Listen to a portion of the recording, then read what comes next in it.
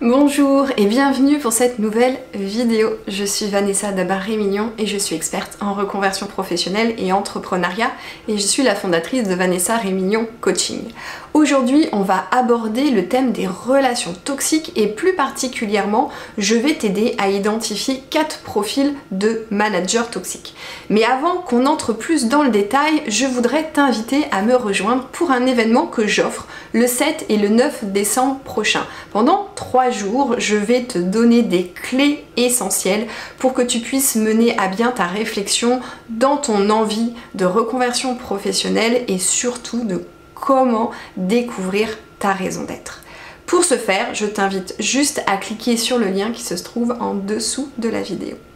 Alors, quels sont ces 4 profils de managers toxiques que l'on peut retrouver en entreprise et que peut-être que tu rencontres dans ton quotidien? Alors, le premier, c'est le manipulateur. Donc, c'est une personne, c'est un manager qui va profiter de sa supériorité hiérarchique pour t'utiliser à ses propres fins. Son objectif ultime pour lui, c'est l'ascension professionnelle et tout ce qui va avec. La cible, les cibles de ces manipulateurs, ce sont souvent des personnes qui sont consciencieuses, autonomes, investies dans leur travail, qui sont compétentes parce que ce qu'il veut, c'est pouvoir récupérer les honneurs de ton propre travail à son bénéfice, encore une fois, pour son but ultime qui est vraiment l'ascension professionnelle. Alors, comment il va s'y prendre?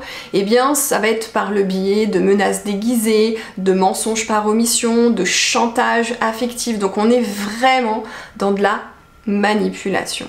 Et souvent, on a un scénario qui se décompose en 3 temps. Le premier temps, ça va être la phase séduction. Donc, on va être dans les compliments, on va être dans la gentillesse, dans la prévenance. Et ensuite, on va commencer à déstabiliser la personne jusqu'à éventuellement la détruire. C'est-à-dire que dans cette phase, il y a vraiment des sentiments de honte, de culpabilité. En fait, on a une estime de nous-mêmes qui diminue.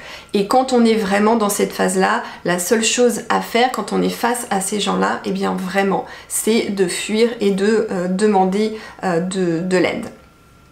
Ensuite, le deuxième profil que je voudrais partager avec toi, c'est le tyran. Donc c'est vraiment celui qui cherche à dominer, donc il abuse aussi de son pouvoir en faisant notamment régner la terreur. En fait, le matin quand tu arrives au bureau, tu sais jamais sur qui ça va tomber. Donc il cherche vraiment en fait à humilier, à déstabiliser, à faire peur. Donc en fait, il peut te flatter le lundi et puis le mercredi, il va venir complètement te casser, te déstabiliser, te faire passer aussi pour son propre bourreau, c'est-à-dire que lui-même, il va se mettre en position de victime et il va te désigner toi comme son propre bourreau.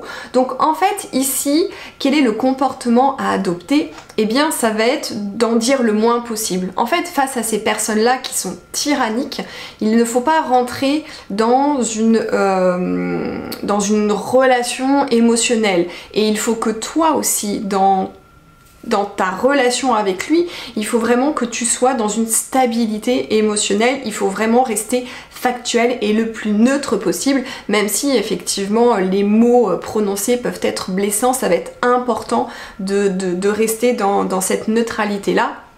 Et si tu veux aller plus loin, je t'invite à regarder la vidéo de la semaine dernière où justement je te donne plusieurs recommandations pour te préserver face à un environnement toxique. Le troisième profil que je veux partager avec toi, c'est le patron exigeant.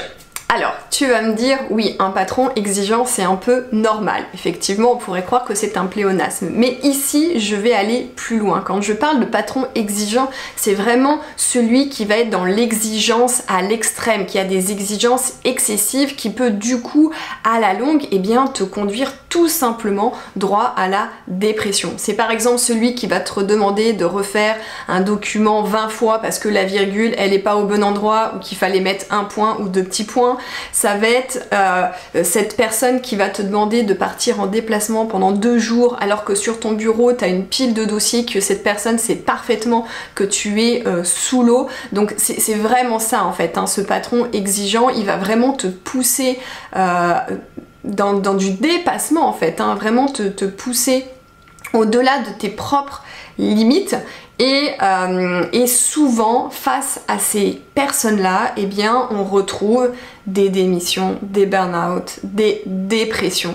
Parce que on est vraiment là, encore une fois, dans des comportements, dans des exigences extrêmes. Du coup, certainement que le travail va s'accumuler, que le stress va s'accumuler, que le manque de sommeil, les difficultés à dormir et du coup la fatigue, eh bien, va augmenter. Donc on se sent déstabilisé, on va vraiment avoir le sentiment aussi d'être infantilisé, enfin refaire 20 fois le même document pour une virgule, ça devient vraiment pathétique. Donc on peut aussi y voir dans ces cas-là du harcèlement. Donc en fait face à ces personnes-là, il faut faire preuve de clarté. Il faut exprimer ses besoins, il faut exprimer son mal-être, il faut exprimer éventuellement les dysfonctionnements au sein du service, au sein de l'entreprise, et il faut aussi savoir poser ses limites. L'affirmation de soi est extrêmement importante face à ces personnes-là.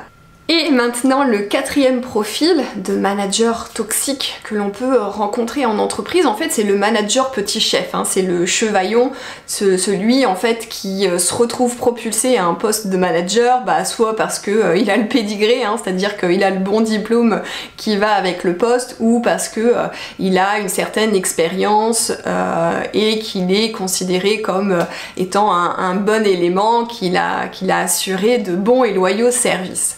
Donc souvent ces personnes-là, elles ont un problème de légitimité. Donc ils vont adopter un comportement comme ça de petits chefs, ils vont imposer les choses de façon autoritaire en mettant en avant leur statut de manager. Et là encore, ces personnes-là sont souvent à l'origine de démissions, de burn-out, de désengagement, de démotivation. En fait, encore une fois, ce qu'ils veulent, c'est créer leur propre légitimité. Donc c'est souvent des comportements qui sont sournois.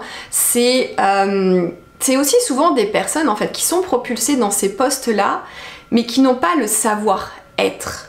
Parce que être un bon commercial, c'est une chose, mais être un bon manager, c'en est une autre. Être un manager, ça demande des qualités, ça demande des compétences. Donc les compétences, oui, on les acquiert par le biais de la formation, mais certaines qualités, elles sont aussi innées et elles peuvent demander à être développées. Donc tu vois bien que le manager petit chef, finalement, quelque part sur son poste, eh bien, il est certainement lui aussi mal à l'aise et qu'il a besoin de faire ses preuves. Donc quel est le comportement à adopter face à ces personnes? Eh bien c'est de continuer tout simplement à faire son travail de façon consciencieuse, de façon professionnelle et de montrer en fait tout simplement que l'on est digne de confiance. Et à partir de ce moment-là et avec le temps, eh bien ce fameux petit chef lâchera la bride tout simplement parce que il saura que dans son équipe tu fais partie des collaborateurs qui peuvent sur lequel il peut compter. Voilà, donc j'espère que ces 4 profils t'auront aidé. Si tu as aimé cette vidéo, surtout n'hésite pas à la liker. Si tu penses qu'elle peut aider des personnes que tu connais, surtout n'hésite pas non plus à la partager. Et nous, on se retrouve très prochainement pour une nouvelle vidéo.